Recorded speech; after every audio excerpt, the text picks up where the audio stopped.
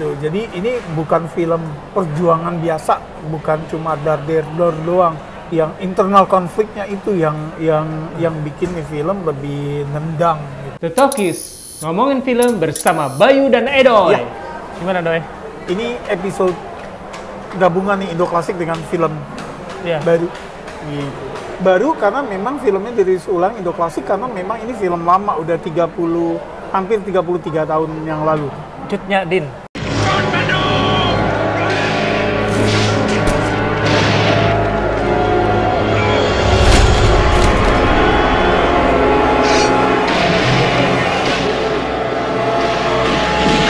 Film Cut Nyak Din ini direstorasi ya? Direstorasi.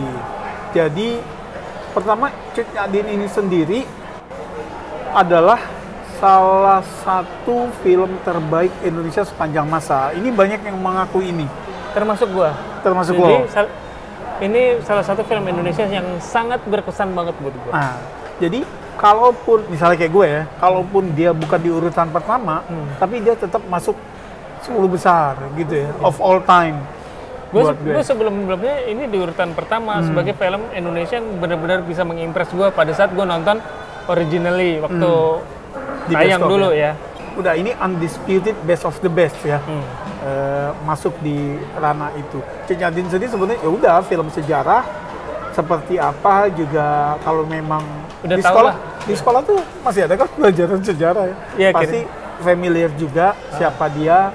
Siapa Teuku Umar gitu kan, dan bagaimana ceritanya itu udah. Nah sekarang yang kita bahas adalah filmnya sendiri, terutama yang versi restorasi. Film ini menjadi sangat luar biasa karena kalau dibilang dibikin dengan sangat serius, ini understatement kalau dibilang dibikin dengan sangat serius karena iya banget gitu. Segala upaya, entah berapa budgetnya itu kelihatan semua di layar. Kerja keras pemain dan krunya tuh kelihatan di layar. Ini kalau orang nonton film ini terus pasti dibawa berpikir bahwa wah Indonesia bisa ya bikin film kayak gini. Jadi ini memang benar-benar waktu itu gebrakan banget. Secara visual tuh beda sama kebanyakan film Indonesia lainnya. Jadi terus dalam penggambaran karakter kita dikasih lihat bahwa kan kalau film tentang perjuangan ya Indonesia dengan penjajah tuh biasanya ya udah Indonesia tuh merah putih ya, berani dan suci, Belanda tuh kotor kan gitu ya. Nah di sini enggak, jadi ada konflik internal di Indonesia sendiri pejuangnya, bahwa apa yang lo lakukan itu nggak gampang kita sebagai penonton untuk ngejudge benar atau salah. Belandanya juga kan? Iya, di pihak Belanda pun gitu, nggak selamanya mereka evil penjajah gitu ya, gimana kejam. Tapi di sini ditunjukin juga bahwa mereka ada code of honor juga. Gitu. Ada code of honor, terus sesama Belanda pun ada prajurit yang disiksa sama perwiranya, gitu kan? Ada disiksa sama perwiranya. Terus di antara perwira ada yang evil bener, ada yang memang tadi lo bilang kan, yang dia perwira. Kalau lo nonton, iya kan lo nonton tahun 88 berarti kan, itu baru banget kan untuk sebuah film Indonesia kayak gitu. Yang jelas pada saat itu gue masih muda banget dan terkesan banget gitu, sehingga sampai bertahun-tahun menjadi film Indonesia terbaik yang gue tonton. Terus kayak yang tadi kita sempat bilang bahwa ini kan non CGI kan, ya belum ada CGI waktu itu. Jadi ketika ada kerumunan ramai, misalnya kayak openingnya ya, kan lampu obor dari depan sampai ke ujung, ya itu emang orang beneran sebanyak itu, gitu kan. Terus yang siluet ya di atas bukit ya, memang sebanyak itu orangnya gitu kan. Dan gue ngerasa ini kan film bisa dibilang ada perang walaupun lebih ke drama di setengah terakhir ya. Tapi pada saat awal-awal emang nunjukin perang gitu. Karena ini kan perang Aceh melawan Belanda itu adalah perang terlama dalam pra kemerdekaan. Kalau Cut Nyak Dinnya sendiri tuh 6 tahun ya.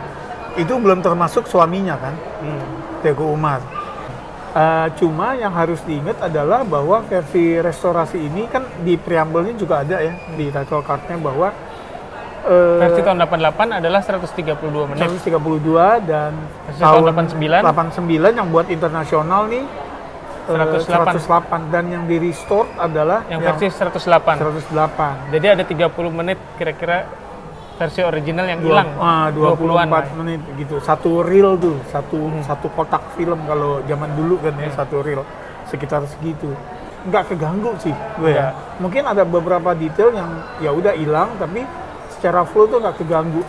Nah, di sini kalau tadi ya ceritanya tuh nggak melulu Belanda perang lawan Indonesia gitu, tapi tiap sisi, tiap pihak punya internal konflik. Ini yang menarik.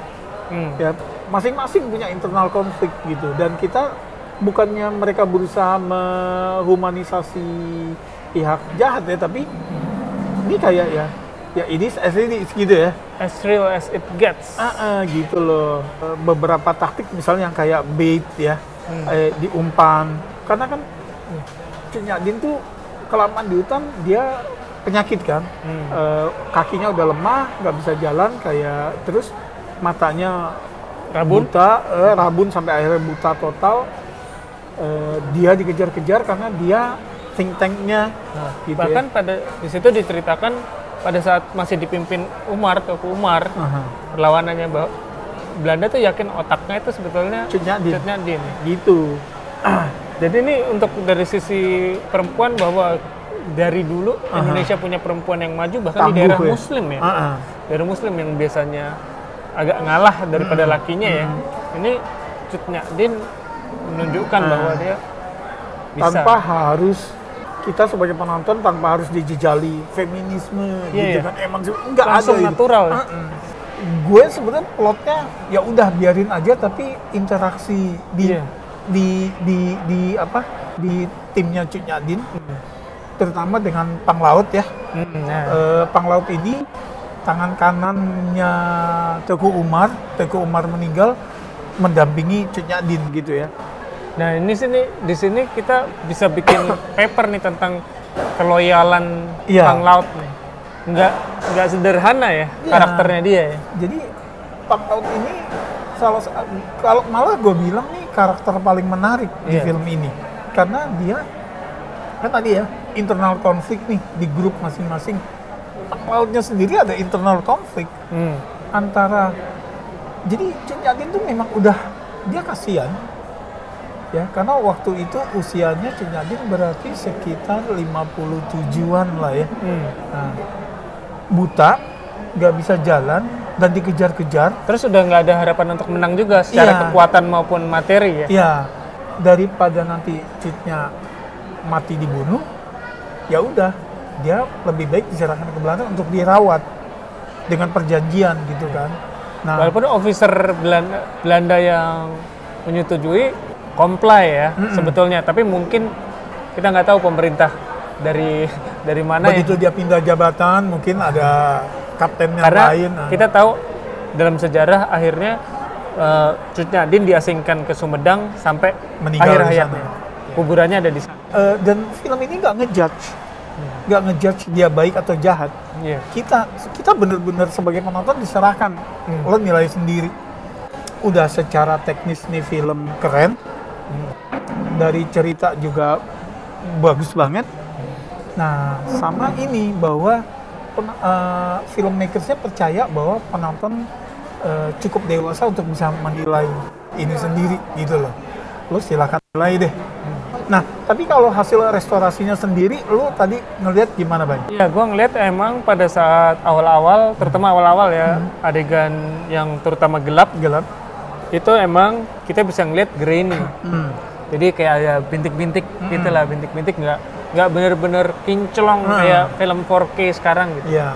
Dulu yang restorasi kan kayak Lewat Jam Malam atau Tiga Darah kan kinclong banget ya. Ya, walaupun ada beberapa bagian yang emang nggak bisa direstorasi ya tetap hancur tapi sebagian besar keseluruhan itu. Apalagi Lewat Jam Malam kan Martin Scorsese, Bay. Iya kan? Di sini nih kayaknya memang ya udah. Kalau lo bilang sebagian, gue malah ngeliat kayaknya seluruh filmnya grainy nih, Bay. gitu ya. Okay. Tapi untuk kontras gelapnya itu masih kelihatan gitu kan. Nggak kayak kalau kita nonton di home video atau di TV waktu itu. Yang belum pernah nonton film ini atau cuma denger-denger aja, ini waktu yang tepat. Karena ini udah karya seni kalau menurut gue. Mahakarya ini. Mahakarya. Gitu ya. Terus yang udah pernah kayak Bayu, itu recapture the experience ya, Bay? Iya, bahkan gue pada saat nonton, gue ngeliat terutama adegan-adegan menjelang akhir ya, itu gue emosinya dapet pas Cut Nyak-Din terakhir kali dia ngomong sama Cut Gambang ya, anaknya. Sama pas Cut Nyak-Din terakhir ya, pas penangkapannya itu kayak emosi gue dapet gitu. Mengoyak emosi lah, gue emosional gitu. Tuh, jadi ini bukan film perjuangan biasa, bukan cuma dar-der-dor doang. Yang internal konfliknya itu yang bikin nih film lebih nendang gitu. Secara teknis unggul banget, visual, editing, musiknya luar biasa gitu ya. Idris Hardi, almarhum Idris Hardi dapat Piala Citra di film ini. Ya, Cut Nyak-Din tuh film terbaik, sutradara terbaik, skenario terbaik, cerita asli terbaik, aktris terbaik Christine Hakim. Christine Hakim mah gila. Nah, di sini gila. Ini landmark role-nya dia nih, Bay. Pokoknya Cut Nyak-Din, Christine Hakim.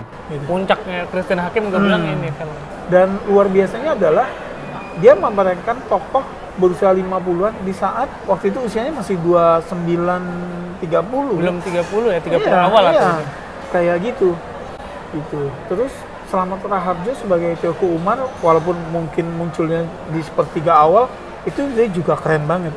Kalau nggak salah yang gue baca ya, Eros ini sebagai adiknya Slamet, waktu itu Slamet di Amerika, Bay, nerusin studinya, gitu. Diminta untuk main jadi Teuku Umar dan dia bersedia akhirnya, kayak gitu. Dan nggak sia-sia, keren banget. Terus gue suka detail-detailnya kayak mereka gigit-gigit sirih, terus giginya tuh ya hampir semua karakter kan giginya ada noda sirihnya kayak gitu. Terus kotor-kotornya, keringet itu kayak yang bukan makeup gitu. Jangan-jangan emang bukan makeup karena di hutan beneran, baik. Jadi ini magis lah, ini kalau menurut gue once in a lifetime experience. Oke, kalau skor sih gue nggak tahu nih, serahin ke Bayu. Lo berapa, Bay? Segini. Gitu. Kalau buat gue ini satu dari sedikit best of the bestnya film Indonesia deh. Ya. Gitu. Gitu aja di episode Indo Klasik kali ini. Cut Nyak-Din, nonton mumpung main di bioskop. Ini bukan di streaming platform, nggak ada alasan nggak langganan. Semoga mampir ke kota kamu. Saat ini masih di Jakarta aja ya. Makasih udah mampir. Ya, komen, subscribe yang belum. Sampai ketemu di lain kesempatan. Salam.